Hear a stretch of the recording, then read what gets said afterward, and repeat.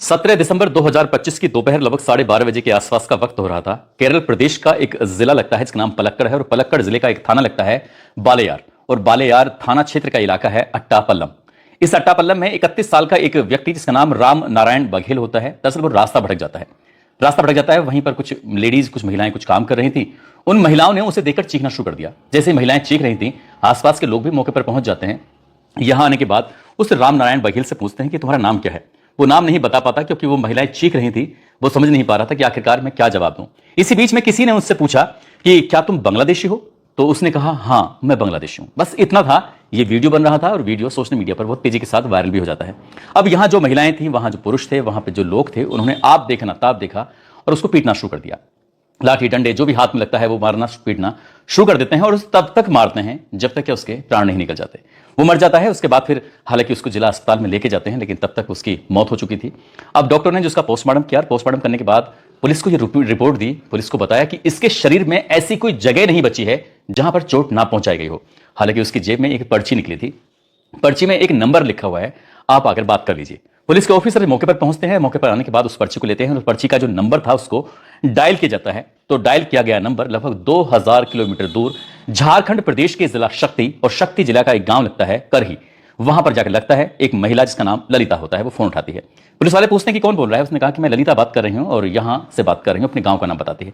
पूछा जाता है कि ये व्यक्ति है, इसके जेब में ये पर्ची निकली थी, कौन है ये। तो उसके बारे में बताया जाता है कि ये मेरा पति है और उसका नाम राम नारायण बघेल है, जो कि 13 दिसंबर 2025 को केरल प्रदेश के पलक्कड़ में मजदूरी करने के लिए, नौकरी पाने के लिए गया हुआ था। इतनी बात सुनने के बाद पुलिस खुद सक पका जाती है कि आखिरकार ये हुआ क्या है।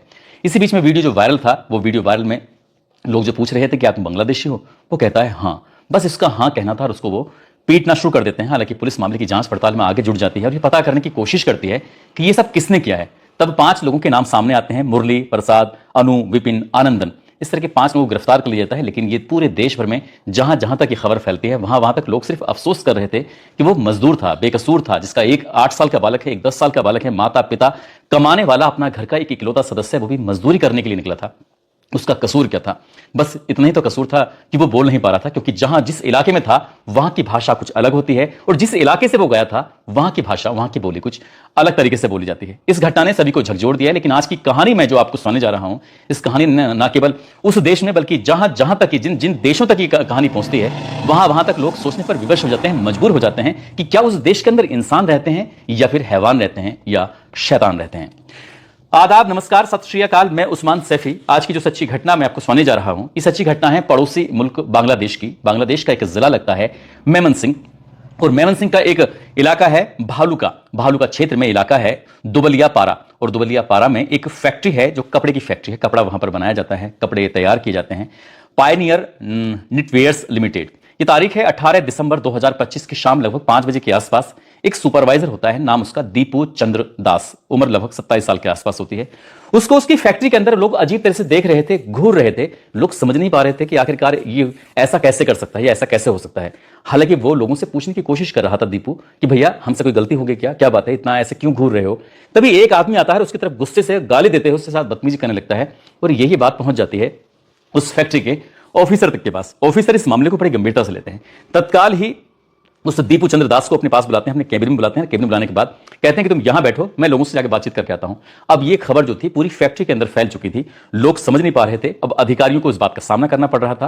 फैक्ट्री के अंदर मौजूद कर्मचारी, अधिकारी जो भी थे, वो जिम्मेदार लोगों से, प्रबंधन से ये बात कर रहे थे कि आप इस फैक्ट्री में इस व्यक्ति को रख कैसे सकते हैं, ये बताइए, जब ये हमारे धर्म के ऊपर एक अभद्र टिप्पणी कर रहा है, सोशल मीडिया पर अनाप शनाप बातें लिख रहा है, उसके बावजूद ये हमारी फैक्ट्री में काम कर रहा है, हमारी फैक्ट्री के अंदर मौजूद है। तब अधिकारी जो जिम्मेदार था, जिसका नाम आलमगीर हुसैन होता है, उसने कहा कि आप परेशान मत होइए, मैं कोई रास्ता निकालता हूं। वो दीपू के पास जाते हैं। दीपू के पास जाने के बाद कहता है कि दीपू, आपको अपना इस्तीफा देना ही पड़ेगा, आपको हम फैक्ट्री से निकालेंगे, ये हमारी मजबूरी है, क्योंकि पूरी फैक्ट्री के लोग सब तुम्हारे खिलाफ हो गए हैं। वो कहता है साहब मैंने कुछ भी नहीं कहा है। वो हाथ जोड़ रहा है, उनके सामने गिड़गिड़ा रहा है। लेकिन गिड़गिड़ाने की ना तो उस अधिकारी पे कोई असर पड़ रहा था और ना ही फैक्ट्री के अंदर काम करने वाले जो लोग होते हैं उन पर कोई असर पड़ रहा था। और देखते ही देखते बड़ी संख्या में लोगों ने काम करना छोड़ दिया और हुजूम सा लगना शुरू हो जाता है। 5 बजे ये कहानी शुरू होती है। 5 बजने के बाद फिर रात के 8 बज जाते हैं और जैसे ही रात के 8 बजते हैं तो किसी ने इस बात की कल्पना नहीं की थी, उम्मीद नहीं की थी कि उस फैक्ट्री के बाहर लाखों की संख्या में लोग इकट्ठे हो जाएंगे। ये मैसेज पूरे शहर में आपकी तरह फैल जाता है कि एक व्यक्ति है जिसका नाम दीपू चंद्र दास है, उम्र जिसकी 27 साल है, जो कि एक कपड़ा की फैक्ट्री है उसके अंदर काम करता है, सुपरवाइजर की पोस्ट पर है और उसने पैगंबर पर एक भद्दी टिप्पणी कर दी है। बस इतना था। लाखों की संख्या में लोग इकट्ठे हो जाते हैं सड़कों पर। अब ये जो मेमन सिंह मार्ग होता है, मेमन सिंह और ढाका मार्ग होता है, वहां पर हाईवे पर ये लोगों का हुजूम लग जाता है, गाड़ियां जाम हो जाती हैं, लगभग 10 किलोमीटर लंबा जाम की स्थिति पैदा हो जाती है। इसी बीच में जो एक भीड़ थी, भीड़ की शक्ल इकट्ठी होती है, वो गेट को पूरी ताकत से धक्का मारकर या किसी तरकीब से तोड़ देते हैं उस फैक्ट्री का गेट। हालांकि जो कर्मचारी होते हैं, जो वहां पर मौजूद सिक्योरिटी थी, उन्होंने पब्लिक को रोकने की तमाम कोशिशें की। इस बीच में पुलिस को सूचना दी जाती है कि जल्दी से यहां पर आ जाइए, बड़ी संख्या में लोग इकट्ठे हो रहे हैं और दीपू के खिलाफ नारेबाजी हो रही है, दीपू को कोई नुकसान पहुंचा सकते हैं। पुलिस जब वहां से चलती है तो पुलिस जाम में फंस जाती है, पुलिस वहां पर पहुंच ही नहीं पाती। इस बीच में वो केबिन के अंदर बैठा हुआ था, वो अपनी जिंदगी के लिए दुहाई मांग रहा था, अपने लिए रहम की भीख मांग रहा था, लेकिन उसकी रहम की भीखों की उसकी आवाजें किसी कानों तक नहीं पहुंच रही थी और लोगों में इस कदर गुस्सा था कि उसके केबिन में जाते हैं, उसको खींचते हुए घसीटते हुए यहां से सेक्टर से बाहर ले जाते हैं। बाहर ले जाने के बाद जिसका जितना मन कर रहा था उसको उतना पीट रहा था, जिसका जितना मन कर रहा था उसको उतना घसीट रहा था। कोई उसके कपड़े फाड़ रहा है तो कोई उस पर लट मार रहा है, तो कोई उस पर घूंसा मार रहा है, कोई उस पर लात मार रहा है, तो कोई उसका वीडियो बना रहा है। जो जिसका मन कर रहा था ठीक वैसे ही काम करते चले जाते हैं। लोगों में बस एक ही तरह की आवाज थी कि इसने ईश निंदा की है। ईश निंदा यानी कि उसने पैगंबर पर गलत भद्दी टिप्पणी की है, बस इतना था। जैसे जैसे लोग आ रहे थे, हुजूम लग रहा था, उसको मारते रहते हैं, पीटते रहते हैं और उसको बेदम तरीके से मारा जाता है। इसी बीच में उसको एक पेड़ से बांध दिया जाता है और पेड़ से बांधने के बाद उस पर कैरोसिन छिड़का जाता है। जब उस पर कैरोसिन छिड़क रहे थे तो ये लोग अपनी आंखों से इस दृश्य को देख रहे थे। कुछ लोग तो तालियां बजा रहे हैं और बेवजह की नारेबाजी कर रहे हैं, हंसी मजाक कर रहे हैं, खुशी मना रहे हैं, जैसे पता नहीं कोई बहुत बड़ा पर्व मनाया जा रहा हो, और साथ ही वीडियो बना रहे थे, ताली पीट रहे थे, तमाशा देख रहे थे। ना उन्हें ऊपर वाले का खौफ था और ना ही उन्हें अपने देश के किसी कानून का खौफ था। और हद तब हो जाती है जब उसके शरीर में आग लगा देते हैं, उसे जलने दिया जाता है और आग लग रही थी, लोग वीडियो बना रहे थे, मस्ती कर रहे थे, जैसे कितनी खुशी का दिन था। दीपू जो होता है वो कुछ ही देर में दम तोड़ देता है और पुलिस जो होती है वो जाम में फंसी होती है। हालांकि पुलिस ने मौके पर पहुंचने की कोशिश की, लेकिन उसकी कोशिशें नाकाम हो जाती हैं। तब तक वो काफी मात्रा में जल चुका था और पुलिस ने आकर भीड़ को किसी तरकीब से शांत किया, लेकिन शांत करने का कोई फायदा भी तो नहीं था। भीड़ शांत जरूर हो जाती है, लेकिन उसके शरीर को वहां से निकाला जाता है जो जली हुई हालत में था, बुरी हालत में था। उसके बाद यहां से फिर उसके पोस्टमार्टम के लिए भेजा जाता है मामला। फिर क्योंकि लोगों ने बड़ी संख्या में सोशल मीडिया पर के लिए वीडियो बनाई थी, अपने मोबाइल में वीडियो बना रहे थे, एक दूसरे मोबाइल में शेयर कर रहे थे। ये बांग्लादेश से निकलकर वीडियो भारत ही नहीं बल्कि दुनिया के अलग अलग मुल्कों में, चाहे वो अमेरिका हो, रूस हो, फ्रांस हो, इंग्लैंड हो, लंदन हो, पाकिस्तान हो, चीन हो, जहां जहां तक वो वीडियो फैल रहा था वहां तक बांग्लादेश की एक क्रूर छवि लोगों के सामने आ रही थी। भारत ही नहीं, हर जगह लोगों में उबाल फैल जाता है, लोगों में गुस्सा फैल जाता है कि एक गरीब आदमी, एक मजदूर आदमी जो फैक्ट्री में काम करता है, उसके साथ इतना निर्दयी, इतना बुरा क्यों किया जा रहा है। लेकिन जब बाद में बात चलती है कि इसने ईश निंदा की थी, इनके पैगंबर पर इसने टिप्पणी की थी। RAB रैपिड एक्शन बटालियन, इसके कमांडर होते हैं शम सुजम्मा। इन्होंने इस मामले की जांच पड़ताल की। उसके जितने भी सोशल मीडिया पर हैंडलिंग थे, जहां जहां वो अपना काम करता, चाहे वो यूट्यूब हो, चाहे फेसबुक हो, या अन्य हो, या उसका व्हाट्सअप हो, सभी को चेक किया जाता है, देखा जाता है। और देखने के बाद पता चलता है कि दीपचंद ने तो कोई ऐसी कोई बात ही नहीं की थी, ऐसी कोई टिप्पणी नहीं की थी। अब उन्होंने अपना मीडिया में आकर बयान दिया, उन्होंने कहा कि दीपू ने तो ऐसा कुछ बोला ही नहीं था। अब लोग करें तो क्या करें, क्योंकि वो उनके हाथ से तो तीर निकल ही चुका था। इसी बीच में जो इंडस्ट्रियल पुलिस के SP होते हैं मोहम्मद फरहाद हुसैन खान, वो कहते हैं कि काश फैक्ट्री वालों ने हमें समय पर सूचना दे दी होती। 5 बजे से हंगामा चल रहा था और रात के 8 बज जाते हैं, 3 घंटे तक इस मामले को दबा के रखा गया। इसमें फैक्ट्री वालों की जरूर कुछ ना कुछ चाल है, इसमें जो उसके साथ कर्मचारी हैं उनकी भी चाल है। उन्होंने फिर इस मामले की जांच पड़ताल करना शुरू किया, क्योंकि वो खुद नहीं करना चाहते थे। जब भारत का दबाव बढ़ने लगता है, जब दुनिया के अलग अलग मुल्कों का दबाव बढ़ने लगता है, तब वहां की पुलिस सक्रिय हो जाती है। और सक्रिय होने के बाद आखिरकार पुलिस ने जब अपना काम किया, काम करने के बाद लिंकन सरकार, मोहम्मद तारिक हुसैन, मानिक मियां, इरशाद अली, निजामुद्दीन, आलमगीर हुसैन, मिराज, इस तरह के 7 लोगों को गिरफ्तार कर लिया। और गिरफ्तार करने के बाद आखिरकार इस मामले को कहीं ना कहीं ये डैमेज कंट्रोल करने वाली स्थिति थी, लेकिन ये जो हमले थे बढ़ रहे थे।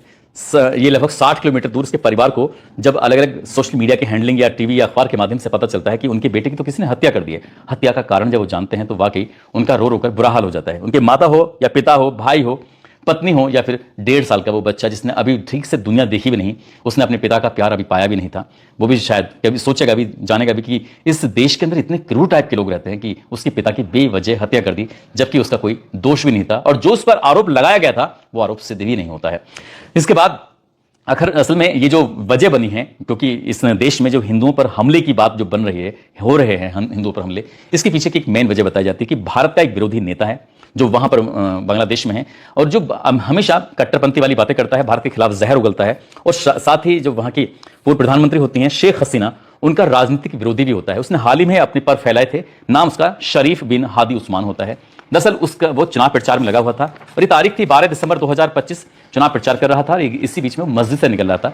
12 तारीख जैसे मस्जिद से निकलता है, बाइक सवार 2 शूटर होते हैं जिन्होंने अपने आप को चेहरे पर नकाब लगाया हुआ था और इसी बीच में निशाना लगाते हैं। निशाना लगाने के बाद इस हादी उस्मान को गोली मार देते हैं, उसके सर में गोली लग जाती है, वो गंभीर रूप से घायल हो जाता है। हालांकि उसका आसपास में इलाज शुरू हो सकता था, लेकिन कम से कम 5 घंटे तक उसको फ्लाइट से लेके जाते हैं सिंगापुर और वहां जाकर उसका इलाज कराते हैं। हालांकि उसने सर्वाइव किया, कोशिश की, लेकिन वो ज्यादा दिन तक सर्वाइव कर नहीं पाता है और 18 दिसंबर 2025 को जब उसकी मौत की खबर फैलती है तो पूरे बांग्लादेश के अंदर स्थिति ऐसी हो जाती है, पूरे देश में अराजकता फैल जाती है, दंगे की स्थिति हो जाती है, आगजनी हो जाती है और कई अखबारों के दफ्तरों को निशाना बनाया जाता है। कई अखबारों के दफ्तरों के अंदर पत्रकार अंदर फंस जाते हैं, आग लगा दी जाती है। जहां देखो वहां कम से कम 4-5 शहरों की स्थिति तो बद से बदतर हो जाती है जब यह स्थिति फैल जाती है। और स्थिति इसलिए भी फैलती है, इसके पीछे की एक वजह और भी बताई जाती है कि स्थानीय मीडिया ने खबर फैलाई कि जो शूटर होते हैं दोनों, एक का नाम फैसल करीम मसूद होता है और दूसरे का नाम आलमगीर शेख होता है, जो कि गोली मारने के बाद इंडिया भाग गए हैं। ऐसा दावा किया जाने लगा, ऐसा पुलिस की जांच में बात सामने आने लगी। बस इतना था। उसके बाद तो फिर लोग सड़कों पर उतरने लाजमी थे। सड़कों पर उतरने के साथ साथ इंडिया के खिलाफ लोगों में एक तरह की एक मुहिम सी छिड़ जाती है और ये बांग्लादेश के अंदर उन्होंने एक आवाज लगाई कि भारत का जितना भी सामान है, उत्पाद है, उसका हम विरोध करते हैं और उसका विरोध होना चाहिए, उससे कोई लेना नहीं होना चाहिए, देना नहीं होना चाहिए। इस तरह की आवाज लगानी शुरू कर देते हैं। और जैसे क्योंकि भारत में बहुत बड़ी संख्या में हिंदू रहते हैं, इसलिए उन्होंने हिंदुओं को ही निशाना बनाना शुरू कर दिया बांग्लादेश के अंदर। यह भी बताया जाता है कि 1-2 दिन के बाद की बात है, एक लड़के के हाथ में कलावा बंधा हुआ था और उसे रो का एजेंट बताने लगे। हालांकि वो ई रिक्शा वगैरह चलाता है, उसे कहने लगे कि ये रो का एजेंट है और इसके हाथ में कलावा बंधा हुआ है। उसके साथ बहुत बुरी तरह से मारपीट कर दी। हालांकि उसकी भी हालत ज्यादा गंभीर हो जाती है, लेकिन बताया जाता है कि पुलिस ने उसकी जान बचा ली थी। लेकिन इसी तरह से मामला चल रहा है। लेकिन भारत सरकार, खासकर प्रधानमंत्री की तरफ से ऐसा कोई ठोस बयान नहीं आया है। ऐसी स्थिति में भारत के प्रधानमंत्री को बांग्लादेश के खिलाफ कुछ ऐसा बोलना चाहिए, ऐसा करना चाहिए ताकि उसे सबक मिल सके और भविष्य में किसी भी ऐसे दीपू जैसे लोगों के खिलाफ कोई भी इस तरह की बात हो, उससे करने से पहले लोग वहां के हजारों बार सोचें, ताकि क्योंकि वो शायद बांग्लादेश ऐसा लग रहा है जैसे पाकिस्तान की राह पर चल रहा है। दोस्तों, इस पूरे घटनाक्रम को सुनाने का उद्देश्य किसी को परेशान करना नहीं है, किसी का दिल दुखाना नहीं है, बल्कि आपको जागरूक करना है, आपको सचेत करना है। जिस तरह से शायद बताया जाता है कि फरवरी 2026 में वहां पर चुनाव है और चुनाव का माहौल बनाने के लिए, लोगों को एकजुट करने के लिए, क्योंकि वहां पर बहुत बड़ी तादाद मुसलमानों की है और इस तरह का माहौल पैदा करके कि एक साथ सब लोग इकट्ठे हो जाएंगे, तो जब इकट्ठे हो जाएंगे तो जिस मनचाही उनकी सरकार बन सकती है, इस तरह का एक माहौल वहां पर तैयार किया जा रहा है। और उस माहौल में वो लगभग जिस तरह की बातें चल रही हैं शायद वो सफल भी हो जाएं, लेकिन जो भी हो रहा है उसमें आम लोगों के साथ जो होता है वो बाकी गलत होता है। ऐसा नहीं होना चाहिए। ये आकाश कुमार हैं, आज आकाश कुमार का जन्मदिन है। आकाश कुमार को जन्मदिन की ढेर सारी शुभकामनाएं, बहुत बहुत मुबारकबाद। और कुछ लोगों ने नाम लेने की अपील की है, जिसमें तौकीर खान है, डुग्गू कुमार, पवन चौधरी।